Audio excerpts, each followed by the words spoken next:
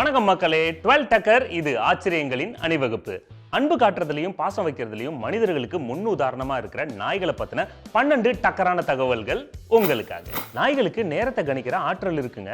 எப்படின்னா, அது வாக்கிங் போற டைம் வந்துச்சுன்னா அந்த நாய்களால சும்மாவே இருக்க முடியாது, துருன்னு இங்கேயும் எங்கேயும் ஓடும். நீங்க இன்னும் சொல்ல போனா, ஒரு நாய்க்கு ஒரு நேரத்துல ஒரு இடத்துல நீங்க சாப்பாடு வச்சீங்கன்னா அதே நேரத்துக்கு அடுத்த நாள் அங்க வந்து வெயிட் பண்ணுங்க. நீங்க வேணா டெஸ்ட் பண்ணி பாருங்க. ஓகே, எனக்கும் 6 மணி ஆச்சு, ஒரு இடத்துக்கு போக வேண்டிய வேலை இருக்கு. நாய்களுக்கு நிறங்கள் தெரியாது அப்படின்னு சொல்லுவாங்க. அது உண்மை இல்லைங்க. கருப்பு வெள்ளை மட்டும் இல்ல, நீலம் மஞ்சள் கலர் கூட அதுங்களுக்கு தெளிவா தெரியுமா. அதனாலதான் அன்னைக்கு மஞ்சள் கலர் சட்டை போட்டப்ப நாய் எல்லாம் தெருவில் விரட்டுச்சோ. தெரு நாய், வீட்டு நாய் இதெல்லாம் தூங்குறப்ப சுருண்டு படுத்து தூங்குங்க. அது எதுக்குன்னா தங்களோட உள்ளுறுப்பை பாதுகாக்கணும் அப்படின்னு சொல்லிட்டு அதுங்களுக்கு தெரிஞ்சிருக்கு. நாய்களுக்கு கூட தெரிஞ்சிருக்கு உள்ளுறுப்பை பாதுகாக்கணும்னு. நமக்கு நாய்களுக்கு மோப்ப சக்தி அதிகம் அப்படின்னு சொல்லிட்டு நம்ம எல்லாருக்குமே தெரியும். அதோட மூக்கு பகுதி பாத்தீங்கன்னா எப்பயுமே ஈரமா இருக்கும். அந்த இடத்துல சுரக்கிற ஒரு வேதிப்பொருள் தான் மோப்ப சக்திக்கு உதவுது. இன்னும் சொல்லப்போனா மனிதனை விட நாய்க்கு 10,000 மடங்கு மோப்ப சக்தி அதிகமாங்க.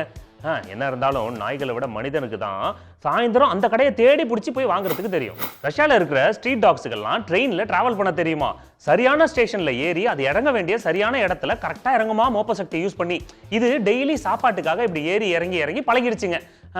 நாய்ங்க டிக்கெட் எடுக்கலன்னா விடுறீங்க, நாங்கள் டிக்கெட் எடுக்கலன்னா பிடிச்சிடுறீங்களே. உலகத்தோட மொத்த நாய்களோட எண்ணிக்கை 600 மில்லியன். அதில் 400 மில்லியன் நாய்ங்க தெரு நாய்களா அலைஞ்சிக்கிட்டு இருக்கு.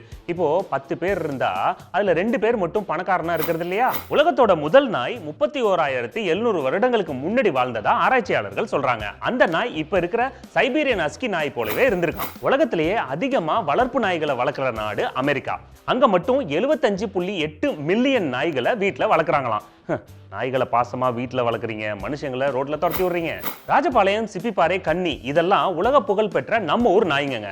இதுல முக்கியமானது ராஜபாளையம். இது தன்னோட ஓனருக்காகவும் அந்த குடும்பத்துக்காகவும் உயிரே கொடுக்குங்க. அது அழகா இருக்குன்னு அந்த குடும்பத்தை தவிர வேற யாராவது போய் அது செல்ல குட்டி, புஜ்ஜி குட்டி அப்படின்னு கையை வச்சிங்க, கை காலி. அவ்வளோ டிப்ளமேட்டிக்ங்க. நம்மளோட உணர்வுகளை நாய்கள் ஈஸியா சென்ஸ் பண்ணிவிடுங்க. இப்ப ஓனர் சோகமா இருக்காரு அப்படின்னா அவரை குஷிப்படுத்துறதுக்காக நாய் போய் முயற்சி பண்ணுமா. ஆனா அந்த டயத்துல அவர் பயந்துட்டாருன்னா அதையும் அது சென்ஸ் பண்ணிடுமா. அதனாலதான் அந்த தெருநாயெல்லாம் என்னை பார்த்தா நான் பயப்படுறேன்னு தெரிஞ்சுக்கிட்டு ஓவரா குலைக்குதுங்க. இன்னைக்கு வச்சுக்கிறவங்க எல்லாரையும். கோம்பை அல்லது கன்னி நாய்களை பார்த்தா சாப்பாடே சாப்பிடாம பாவமா இருக்கிற மாதிரி இருக்கும். ஆனா இதுங்க பாஞ்சுதுன்னா டைரக்டா கழுத்தை தாங்க பிடிக்கும். இதுங்க பக்கா வேட்டை நாய்கள்ங்க. சிறுத்தை ஓடுறப்போ ஒரு ஸ்டைல் இருக்கும்ல, அதே மாதிரி இருக்கும் இதுங்க ஓடுனுச்சுன்னா. சமீபத்துல கூட கோம்பை நாய்கள் 4-5 சேர்ந்து ஒரு சிறுத்தையை பிச்சு போட்டுருச்சுங்க. அதோட வீடியோ கூட நெட்ல வைரலா இருந்துச்சு. உலகத்தோட மிக பழமையான நாயினம் சலுக்கி. இந்த இனம் கிமு 2100 வருடங்களுக்கு முன்னாடியே வாழ்ந்துட்டு இருந்ததா எஜிப்ட் கல்லறைகள்ல ஆதாரத்தை கண்டுபிடிச்சிருக்காங்க. ஓகே மக்களே, மீண்டும் சந்திப்போம். டாடா.